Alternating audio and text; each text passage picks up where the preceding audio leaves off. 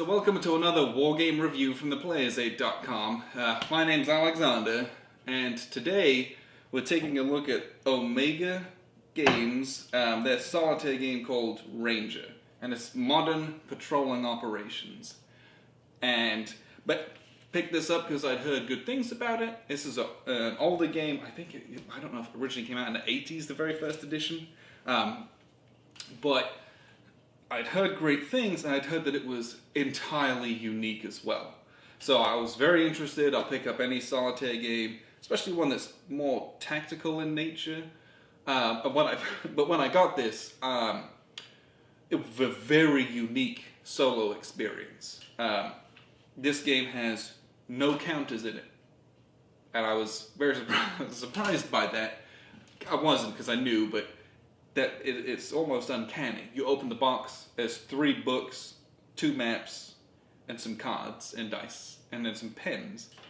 And the maps are glossy, and this game is done by planning out. You literally will plan out a patrol in enemy territory. Like you'll say, you'll go to this rally point, you'll go into this objective. When we do this objective, here's what we're going to do a successful recon. Then we're going to pull back to this position, and then we're going to head to the LZ.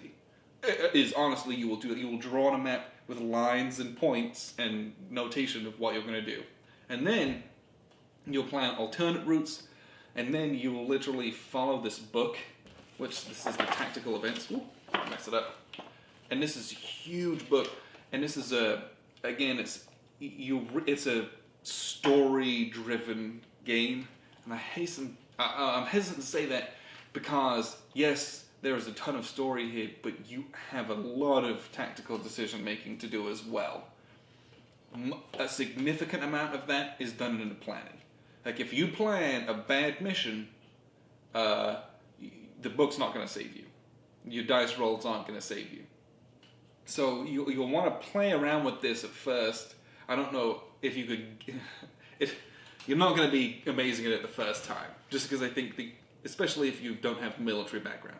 Maybe if you've been in the army and you've been a platoon commander and you've done this kind of thing, this might be too rudimentary for you then. Who knows? But I have no military background whatsoever, so I kind of my first ever game, I was like, I felt like I was fudging it, because I don't have a lot of tactical experience in the real world, so I just was like, we'll go here as quickly as possible, we'll do our thing, and we'll get out, and I took a simple route, and one that was not necessarily very circuitous, but I wanted to eliminate the amount of time I was in enemy territory and the amount of time that I was exposed on roads and open, so I traveled a lot through the jungle, which might be quite kind of risky, but if you were desperate for time, you might have to run through a lot of open fields, which might get you spotted by the enemy easier. Difficult to say. But the planning is a huge part of this. Like, if you don't like the plan, this might not be the game for you. But I love planning. This was such a cool game for that. Like, I played a ton of solo games in my life, and I love, like, Dan Verson's Leader series, because you've got that mission prep. You know, which guys am I going to send? And what are their specific loadouts going to be? I mean, Phantom Leader's amazing for that. I'm going to give this guy these 2 missiles and this bomb. It's so fun. And trying to get a good array and then plan, okay, I'm going to go this way through this kind of airspace, and I'm going to attack these guys. And then you have to do it. And that's the hard bit, like resolving that. But the planning's so much fun. This is so rich in that planning, and it feels very realistic. I would love to hear feedback from anyone out there that does have military background and has played this, how realistic this is. Like, if the plans that you make and the way they play out, if that's any reflection of real life, would be fascinating. Leave a comment. I want to know. Very, very, very interested in that. But the game, you do all this planning, and then you have to play through the mission. You'll literally build a squad of dudes. There's a big long list of people to choose from. You'll create, if you do a squad, you create a squad. If you do the full platoon, you can have 3 squads. You have a platoon leader with his radio man, and you divide those squads into teams. And here's my recon section. They have a security team and 2 recon, and then I'm going to have 2 of those guys, because two of those recon kind of sections, so that I get more eyes on the objective, and then everyone else is going to be divided into various security teams for the flanks and the rear, that kind of stuff. So you'll do a tactical loadout for all of them. You know, which weapons are they carrying? Are they going to have extra grenades? Are they going to carry claymores? Are we going to set up an ambush? Do we need any anti-tank weapons just in case? Who's having night vision? Who's not? All that kind of stuff. There's a lot of rules there where each of those things weighs, and the weight can weigh you down. And if you lose a man, you got to pick up their gear because you have to sterilize the area. And if you everyone's kind of at their weight limit, but just under. If someone dies, half your team's going to be weighed down and traveling much slower. So you kind of got to slow things down. You might miss your extraction, and then this CO is going to be pissed beyond belief. Just really cool, very detailed. But as difficult as that might sound, this isn't necessarily the most rules-heavy game. There's a lot of jargon, and that was the hardest part, is the jargon. And there's a very extensive glossary, but just remembering there's a lot of different abbreviations and different things. And again, if you don't have that military background, you kind of like have to reference that glossary a few times. Like, okay, that's what this one means. That's what this one means. But I feel after a couple plays, you'd get that down. But executing the mission is the really fun part. The planning's great, gives you a lot of good decision making, but then playing through the mission and seeing what those decisions inevitably led to, that's where the kind of the fun is. So I plan out this route. I planned out an alternate route. Here's some kind of fire points. We're going to be careful doing this, that, and this. When we get to the objective, we're all going to fan out in this particular formation, and you will draw out that formation on the back of this book. You'll draw it out with a dry erase marker so that you know where everyone is and in what formation they are. So if you get ambushed, it's like, okay, the ambush appears at like 3 o'clock, and that happens to be where your left flank security team is, because the way you'll turn, I don't know if that's even possible. But no, that would be your whatever. Who cares? But it's very specifically this team's going to take the brunt of that ambush, and then you're going to resolve combat with those guys. Or you might have a mission where there's almost no combat. That is totally possible. In that case, you have an excellent patrol. Everyone got home safely. 0 enemy contact. And you get 100 victory points, and it's like the best you could win ever. It's if there's no combat and everyone comes home, which is very interesting. Normally in the war games, you're like kill, kill, kill, capture your objective. The objective into this one is like don't have an excellent plan and nothing happens, which is a little bit you have to kind of get your mind around that sometimes. Or, that's for doing recon, right? If you're setting up an ambush, very different than it is kill, kill, kill, get out. Do as maximum damage and then leave as stealthily as possible and don't have any casualties. But the book and how the game resolves is very narrative. Is it narrative based? Kind of, but not entirely. So you will read through, you start at paragraph 1, which is in a box, and you'll read, and the writing in this book is so good. It is oozing and dripping with theme. Whoever wrote this, gosh, I'm just like, cannot find who wrote it. Bill Gibbs. Bill Gibbs, if you designed this game, if you wrote this, kudos to you, my friend. I would read a novel, because the writing is exquisite. And it's not like, it's not War and Peace, but it's so evocative and so descriptive of the jungle warfare and the atmosphere and the environment. Oh my goodness, it's so good. Even the paragraph where nothing happens, you're just flying over, and I'll read this, I'm going to read it, we'll have story time later, I'll read it here in a second. You're just flying over the jungle in Black Hawks. Man, it just feels like you are. The descriptions are so good. And even when nothing's happening, you're just walking through the jungle and it's like, ooh, you hear like just the crickets and the insects and there's no one around. You're like, the game is full of tension in that way. You'll get to a paragraph where it's like, on your left flank you see an empty artillery crater and all the mud's kind of dug out. and there's a few littered ammunition rounds in an empty ammunition case. And you're like, is there someone else around? Or you come across an empty bunker and you're like, oh, we're gonna get ambushed. And you know, and then you get, there's some really cool rules, and this goes back to that planning, where it's like, you'll roll a dice to see if there is an ambush, basically. And the odds are that there won't be, but the odds increase that there will be if you've planned your route. If you ever kind of double back on yourself, or you cover ground you've already covered, like, and that can be bad planning, or it can be if you make so much distance, but you lose a man and you have to go back, oh boy. Like, the odds are, like, the dice rolls have modifiers that you're more likely to get ambushed, or something terrible extra is going to happen. Because when the problems start to mount, they start to mount on top of each other, and things can get out of hand very easily. But all of that has so much theme and tension, and even if nothing goes wrong, like, it's just great reading, and it's great playing. You know, you get to your objective rally point, you do a security halt, you create a perimeter, you send out some guys to recon the objective, and it's like, yep, it's safe to go.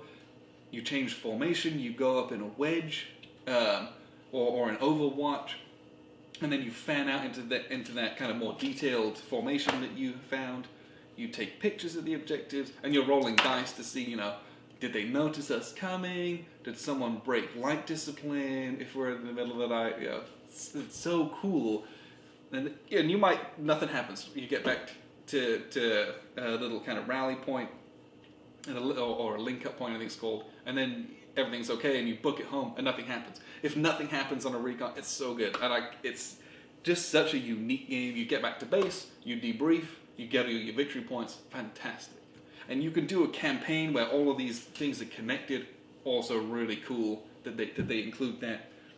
And there's a bunch of different situations under which you can play these missions. Because there's a set amount of cards, but there are 3 different situation cards, which represent kind of an overall rules of engagement type of situation.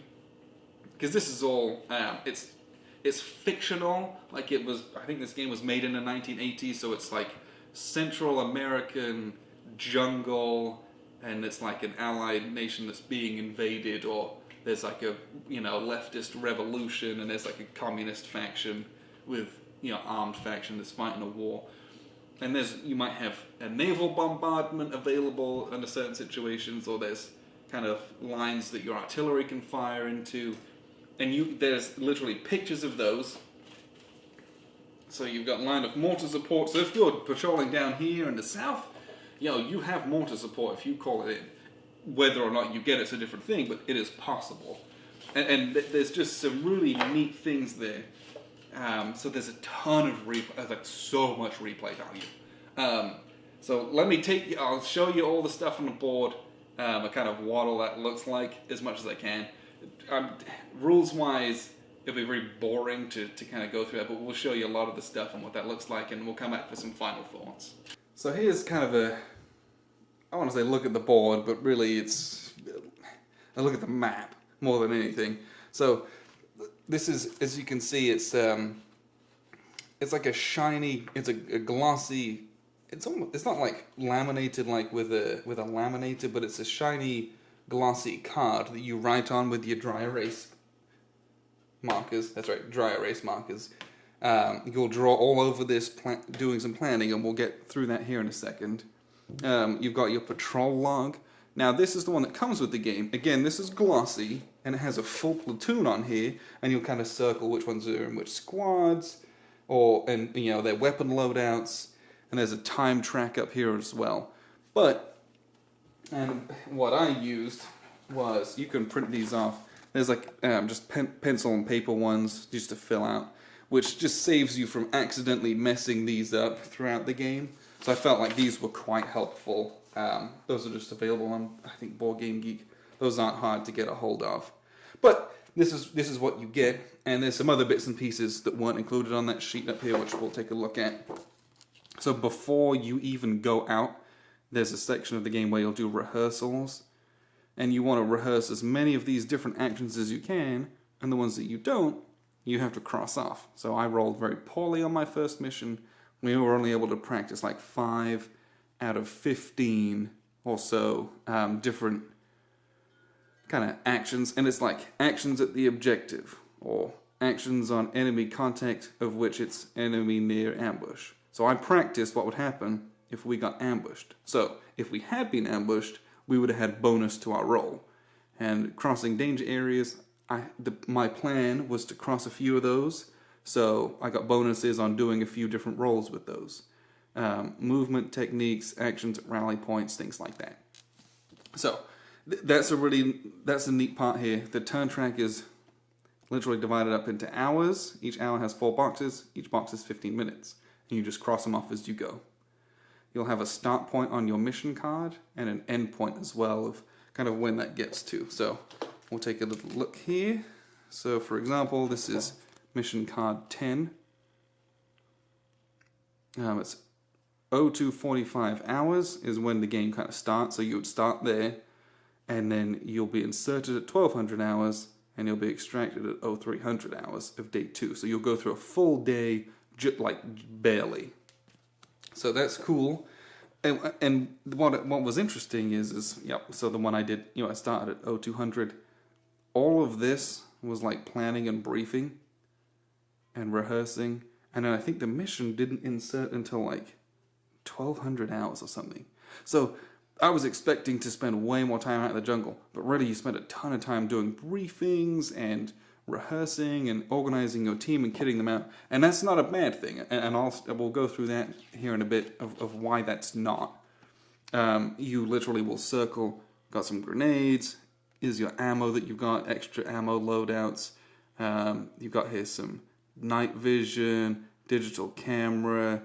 This is a spy's harness. You have a platoon or squad rope, because I only had a squad, for making 1 rope bridges. And then each of these has a weight value. And this was one of the hardest bits of learning this game. Is I was like, what is the deal with the weight? Because it says you calculate your speed, and this is F for fast, based on the weight that they're carrying. And I was like, where's the weight? You got this weight here, and that is for each of their primary weapons. I was like, where's the weight for all the other stuff? And it was like, consult the chart. And the chart didn't have the weight on it.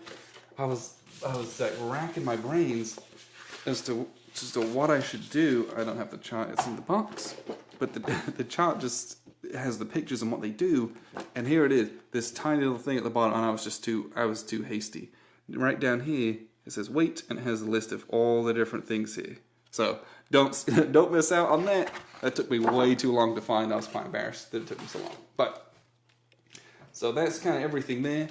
The other thing on here is this is the configuration. This is kind of your tactical stance. If you're traveling Overwatch, bounding Overwatch, if you're in a strong point, if you're making a perimeter, those kind of things, you will literally change your formation throughout the patrol. And depending on what formation you're in, you might get a bonus based on if you're ambushed or not. If you're in a strong point and you get ambushed, that's way better than being dispersed or just traveling without being in Overwatch, that kind of thing. So that's something that will change throughout the game as well. But most of the game, and you'll have dice for certain aspects, most of the game is done with this dry erase marker and this, which is your tactical patrol template. Let's get something white so you can see this. This is a little clear plastic. So you've got a little direction here, and you've got this measurement ruler. You'll use this quite a lot. And you literally will put this template on, and you'll say, kind of at this direction of movement, you'll travel here. If you're going this way, and you'll patrol locations in the middle, so you'll literally turn this around. Well, we'll go 10 o'clock, and this is where the ambush is. Because the book will say, oh, you're ambushed from 4 o'clock. You literally put it on. We were traveling this way. This is where the enemy is, and they're, let's say, 250 meters out. So we're right here. I measured 250 meters, which is this little pip, at 4 o'clock. Boop, right there. So I will literally draw on here, right here. That's where the enemy ambush is. We're over here kind of in it. And then you'll do a combat based on that, and it's very, very, very, very interesting. But this is the majority of what you'll use throughout the game, is these, and you'll roll the dice for certain different things. So, how does the game play? What do you do? And all of it is in this huge tactical events book. And this is, 96 full pages? I mean, it is big. And it's, I don't want to say it's a choose-your-own-adventure book, but boy, does it feel like one. It's so unique. You literally start at the beginning and just read. You just read. And the writing in this book is so fun and so well done. You get a real sense of feeling of military life, of the tension of being on a patrol, and just the atmosphere, especially because this is all kind of set in jungle and swamp, of the oppressive terrain that you're in and the environment you're in as well. Really, really, really fun. But you'll read through. You've got this great flavor text telling you, okay, you're doing a briefing. You select one of the 3 situation briefing cards, and then you deal yourself a mission card, and you just follow through 3, 4, 5, boop, go to 2. Once you've done all this, you go to 2. You return to your command post and start planning. You analyze your mission, you begin to develop your plan. You thoroughly but quickly analyze the enemy and friendly situation, mission terrain, and in developing a concept of the operation. Using the backward planning process, you determine the amount of time available for planning and preparations. You consider the amount of daylight available, travel time required, and whether the mission will occur during day or night. You develop a time schedule and use no more than 1/3 of the available planning time. Plot the objective and start and end points of the patrol on the map. So you literally, this starts blank. And we go to that mission card that we drew. Mission, and then you say, okay, mission starts at 02:45. Great. You mark that out on the play aid, on the patrol log. Boop, start at 02:45. You pick this box here. This is where we're starting, and we'll count from there. You'll mark on here your objective. So this one is recon a suspected enemy ammo dump. So you go G5340, and you'll literally find, well, that's obviously on the other map. G5340. Because this has got 2 maps, which is great. You can either do small missions or you can do ones that kind of travel a bit. They got some size to them. Let's see if we can get that in. Maybe G5 34034 G 1 2 3 4 5 5 340. So you're looking kind of like right here. G5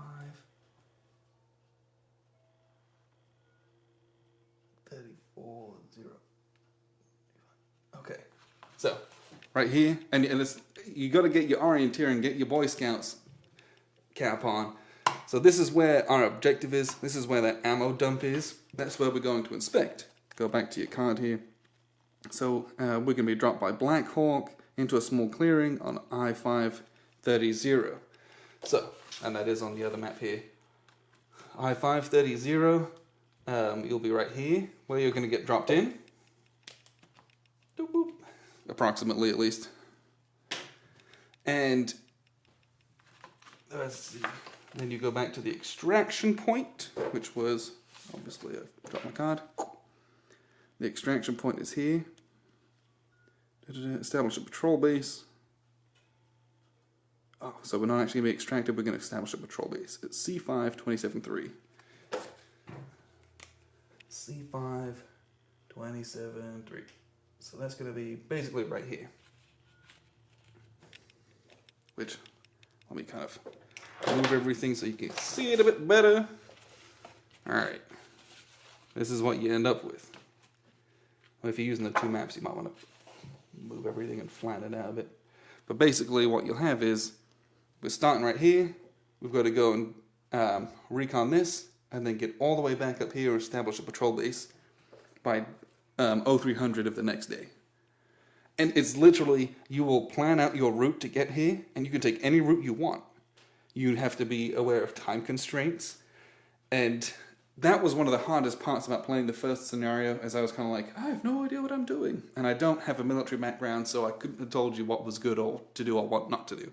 So what I did was I just was like, basically beelined it, and I skirted the edge of the jungle towards the swamp if I needed to kind of go deeper into the jungle or get out of the jungle. Felt like that was give myself a backup, get there quickly and get out. I want to get in and get out. Spend as little time in the jungle as possible. But I've seen people, which are probably much more realistic, trying to hide. They would do zigzags, trying to do a lot of different things to disguise enemy movements. And then I kind of just beelined it back out again. So, you could go on the road, you move much faster on the road, probably much more dangerous because you're out in the open. You go into thick jungle, a lot slower going. It's going to take you a lot more time. If bad things happen to you, it's going to be much harder to deal with in the jungle. Then you've got to go out, big open spaces, who knows what might happen there. Got to get all the way up here. Do you go near villages? Do you not go near villages? You will literally say, you plot all this stuff, how to get there, and you want to do X amount of different points. You can set predetermined artillery drops, which very unlikely to actually come in. You probably won't get permission for them, but they're there if you desperately needed them. And all of that's kind of set out in the rules, but it's up to you. Like, you are a platoon commander, and you have to plan this out, and you have to keep everyone safe. And I think that was the joy of this game, is there's a lot of responsibility. Like, if you mess this up, it's going to go very badly for you. You'll either have people dead, or you'll get reprimanded because you'll fail the mission for taking way too long. That kind of thing. But you literally follow this stuff, and again, the text is so evocative, and let me find that one bit. Okay, so, here it is. I want to read number 11, because this was just one of the first paragraphs where I was just kind of blown away a little bit. It says, you get in the Black Hawks, and they're taking you to your objective. The helicopters hug the jungle canopy while you follow their route on your map to ensure proper navigation. You locate the river and other landmarks. The treetops flash by as the formation speeds along at over 100 knots. The helicopter banks to the left and then the right as it flies close above the jungle canopy. The aircraft conduct a false insertion along the route to confuse the enemy. After touching down for a few seconds, the flight continues on to the actual landing zone. You monitor the aircrew's conversations on the spare headset while paying close attention to the jungle terrain. Go to box 12. I mean, that has no game function whatsoever other than to immerse you in the game. But from reading that paragraph, I learned that they would do like false insertions like that. And I presume that is actual Ranger doctrine where they do that, because I believe that this was created by, I think the gentleman that created this game, obviously I can't find the name for the life of me, was a Marine. But for the life of me, I can't find the name of it. I'm looking through all the different things, but can't find it. But there was a lot of planning involved, and you can even go as detailed as on the back of the rulebook, and I would not recommend this. I would photocopy this. You will draw out, hey, here's the objective. I'm going to put left flank security team here, right flank security team here, rear security. I'm going to do my recon team here as well, and here's the objective. So that's something that's really, really unique. I mean, you don't have to necessarily do this. You can have a vague idea of what it is that you want to do. And that was also something where I was like, I have no idea what to do. Some of learning the rules was a little bit complex, but that's why we have this patrolling tactics. So you've got main rulebook, and this just tells you how to play. These are all the tactical events. This is the game, so to speak. You'll just follow this back and forth, flipping back and forth until you're done. This is the patrolling tactics. This is just a field handbook of what it is you should even be thinking about doing. So it's literally just like doctrine of what it is that you do. Here's your platoon layout. It has abbreviations down here for what they mean with reference to the various positions that you have. And then kind of in the back here, so you've got, this is what I think this is an offset wedge. So you got wedge. So you got wedge, modified wedge. This is a platoon traveling in Overwatch. If you're doing bounding Overwatch, what that would look like with an enemy position. So this is stuff you'll want to read this if you don't have the know-how, so that you have an idea of if it says, do you want to do this or that? You set your position to what it is you want to do. Before you go, you're going to decide what kind of mission you're going to do. So if you're doing a zone recon mission, you're just trying to recon a large area, do you do the fan method? Do you do the box method? Do you do the converging routes method? And if you do, you've got to draw that out and plan all that out. This is how to set up successful ambushes, and what those might look like, how you withdraw from those, what that looks like.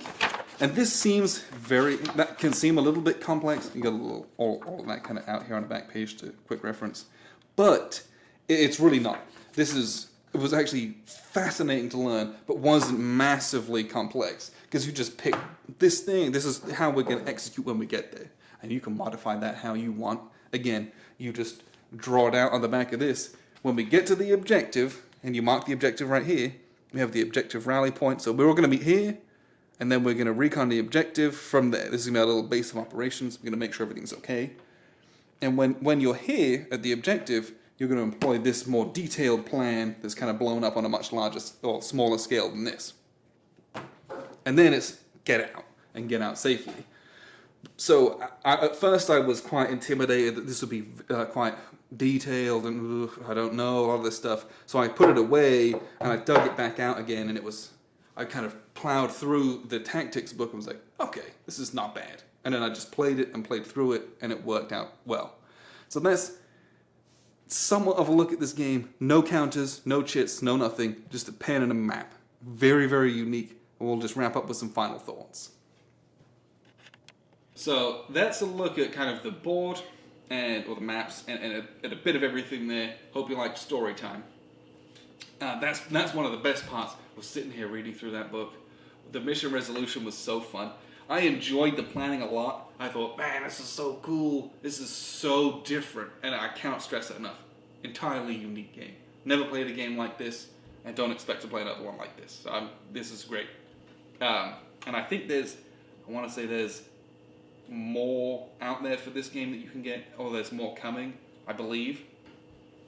Well, I'm not 100% on that. But I thought the planning was so much fun and so unique. But boy, resolving the mission in that book, it blew my socks off, honestly. Because I was like, oh, we'll do like it. I was expecting it to be almost quite telegraphic, where it's like, you go here, you do this thing. What do you do in this situation? Go to this paragraph. Okay, you go here, this is what you see, do you do this or this? And it's really not like that. The descriptions are so good. And the detail of the things that you do, whilst that's entirely narrative, and you don't necessarily have control over some of the things that happen, you had control when you planned. And some of the things are dice rolls to whether you hit rough terrains and things like that. That's fine. But boy, the story of each patrol is so good. It's so rich. So honestly, this comes with a really high recommendation. And I'm going to qualify that recommendation because I can tell you this game is not for everyone.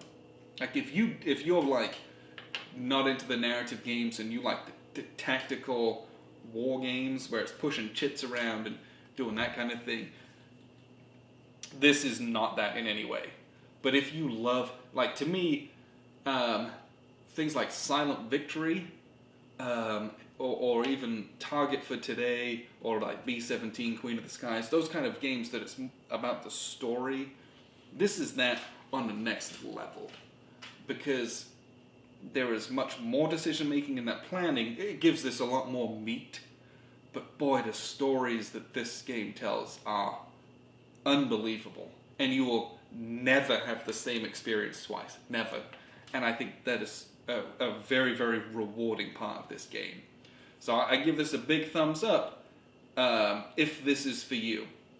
Again, very, very heavy story game, if you love that, almost like role-playing, but it's not quite that, then I highly recommend this game. I was blown away by how different this is from every other game. So, thank you very much for watching. I've been Alexander from theplayers8.com.